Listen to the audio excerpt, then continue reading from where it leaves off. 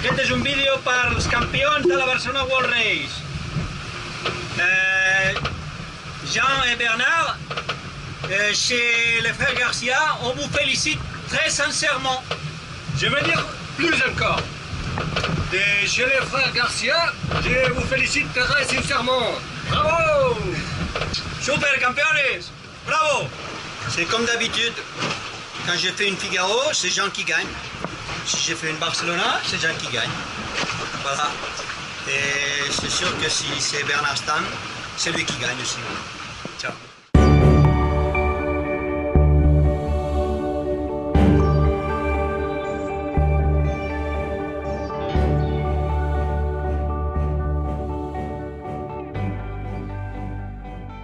Toujours dans des régimes d'Alizé de vent de nord, Neutrogena est en passe d'arriver bientôt au détroit de Gibraltar. Il est suivi derrière par Gaël Centros Auditivos, où Gérard Marine a dû tout seul effectuer plusieurs virements de bord de façon à rester sur la route. We Are Water et One Planet, One Ocean vont pouvoir enfin bénéficier d'une petite adonnante qui va leur permettre d'infléchir la route vers le nord. C'est la voie royale pour Renault Capture qui va passer le poteau noir d'un trait, alors que Spirit of Hungary est actuellement légèrement ralenti par une petite dorsale anticyclonique avant de pouvoir attraper les alizés de secteur est qui lui permettront de remonter jusqu'au poteau noir.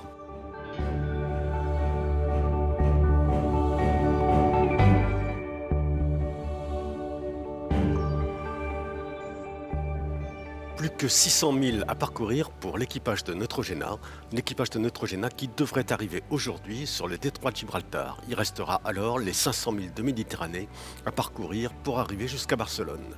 Derrière, Gaël Centros Auditivos pointe à 350 000, soit un peu plus d'une journée de navigation. Quand One Planet, One Ocean est toujours largement devant We Are Water, c'est la très bonne opération pour Alex Gelabert et Didac Costa qui peuvent maintenant commencer à rêver de la 4e place à l'arrivée. Renault Capture, toujours en 5e position, va maintenant être dans l'hémisphère nord quand Spirit of Hungary est toujours distant de 3500 000 du nouveau leader Neutrogena. Bonjour, maintenant on navigue au frais. Ça fait 2-3 jours qu'on navigue au frais, le vent va donner un peu et on peut faire de reaching. On a 10 à 15 nœuds. Les conditions sont assez maniables pour être frais, sauf qu'il y a beaucoup d'algues qui prennent dans les safrans, dans la quille et dans la dérive. Il faut manœuvrer beaucoup pour les enlever. Mais sinon, ça va, la température est bonne et la vie est belle. Oui, on a beaucoup d'invités arrivés pour finir le parcours et la régate. Mais de l'autre côté, on sait qu'on doit profiter tous les jours qui viennent, parce que ce sont les derniers jours et c'est très difficile d'être là dans une course comme ça, un bateau, un navigant. Alors il faut profiter chaque moment. Oui, le bateau est un peu fatigué, mais il y a pas de souci important. Il y a des choses fatiguées parce que ça fait beaucoup de jours qu'on navigue et beaucoup de milles et le bateau prend pas mal de coups. Mais on peut arranger tout et le bateau ça va. Et on a eu un problème avec les ballasts parce que la trappe de ballast d'avant s'est cassée et 200-300 litres sont sortis de ballast. Il a inondé un peu les soutes à voile et les batteries étaient pas loin, mais heureusement on s'est rendu compte à temps et c'est pas grave. On a dû couper tout l'eau et c'est tout. Et arranger la trappe. À bord de We Are Water, Bruno et Willy Garcia ont accumulé les contrariétés depuis quelque temps. Ce fut d'abord ce passage du poteau noir, où ils avaient choisi l'option ouest qui semblait normalement la plus logique et qui finalement s'est révélée être à leurs dépens au profit de One Planet, One Ocean, un Farmaton qui leur a repris plus de 100 000 dans l'opération. De plus, ils déplorent actuellement quelques petits soucis techniques puisque un ballast est en train de fuir et que la fuite de ce ballast fait qu'environ 200 litres d'eau se sont répandus à l'intérieur du bateau. menaçant par là même d'attaquer les batteries de We Are Water et peut-être de mettre en rade tout le circuit électrique. Mais cela n'altère en rien la bonne humeur de Bruno et de Willy Garcia, pour qui l'essentiel était d'accomplir un tour du monde, de le faire en toute sérénité et en famille, un pari qu'ils sont en passe de réussir.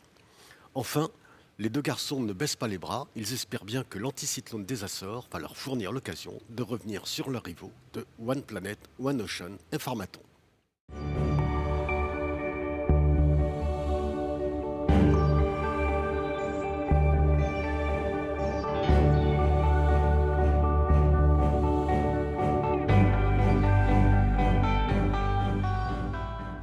À bord de Neutrogena, on s'apprête bientôt à passer le détroit de Gibraltar. Guillermo Altadil va retrouver enfin la mer Méditerranée, une mer qu'il connaît comme sa poche et qui va lui permettre d'aller jusqu'à Barcelone. Le passage du détroit de Gibraltar est toujours un moment important dans la Barcelone World Race. C'est le changement d'univers. On passe de l'océan Atlantique à la Méditerranée. On est en quelque sorte en train de revenir à la maison.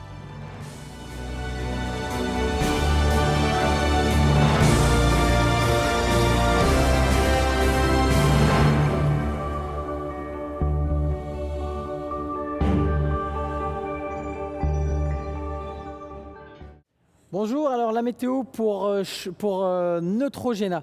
Neutrogena est maintenant en approche du détroit de Gibraltar. Il est à 70 000 de la longitude de Gibraltar. Alors, il naviguait dans des vents de nord qui lui permettaient de faire un bon avancement vers le détroit, mais il va rentrer dans une zone de transition avec des vents faibles et des vents très variables pendant les 12 prochaines heures, ce qui va ralentir sa progression vers le détroit. Mais il devrait arriver à l'entrée du détroit en début de soirée, où il va rencontrer des vents d'ouest de 15 à 20 nœuds, ce qui va lui permettre d'avoir une très très bonne vitesse pour traverser le détroit et arriver en mer d'Alboran demain matin. Concernant Gaes, Gaes est maintenant toujours en train de naviguer dans un vent de nord-est d'une vingtaine de nœuds, ce qui l'oblige à faire un cap à l'est et de se rapprocher de des côtes africaines. Il va probablement faire un virement dans la journée pour repartir vers le nord et il va être obligé de refaire un virement pour refaire de l'est. Maintenant, la question pour Gaes est, vaut-il mieux faire un virement ici, un virement plus haut et arriver vers Gibraltar, ou enchaîner des manœuvres le long de la côte pour profiter de vents un peu plus forts? C'est la question qu'ils sont en train de se poser à bord et ça travaille certainement beaucoup niveau cartographie. Concernant One Planet, One Ocean, Pharmaton et We Are Water, depuis qu'ils ont passé l'équateur, ils avaient des vents de nord-est qui les obligeaient à faire un cap au nord-ouest et à s'écarter de l'arrivée. Maintenant qu'ils sont dans un flux d'est, ils mettent enfin un peu d'est dans leur route et ils font cap au nord-est, ce qui leur permet de faire cap vers Gibraltar à des vitesses aux alentours de 10 nœuds. Donc l'ambiance à bord doit être très bonne et la régate reste très très serrée parce qu'ils sont écartés de 110 000 en latéral et cet écart va probablement se diminuer en approchant du détroit de Gibraltar. Concernant Renault Capture, après avoir navigué dans des vents de sud-est, des AID de sud-est, un vent d'est, ils vont bientôt approcher et avoir des vents de nord-est, qui sont des alizés de nord-est, donc des alizés de l'hémisphère nord, qui devront passer dans l'hémisphère nord dans 120 000, c'est-à-dire probablement ce soir. Concernant Spirit of Hungary, toujours à naviguer auprès dans un vent de nord, très faible, donc pour eux la situation est un peu plus compliquée avec des vents plus légers. Donc ils vont avoir encore 24 heures assez difficiles à lutter contre ces vents assez instables avant de retrouver un flux d'est qui va leur permettre de faire cap au nord et probablement passer le poteau noir entre le 26 et le 27 degrés ouest.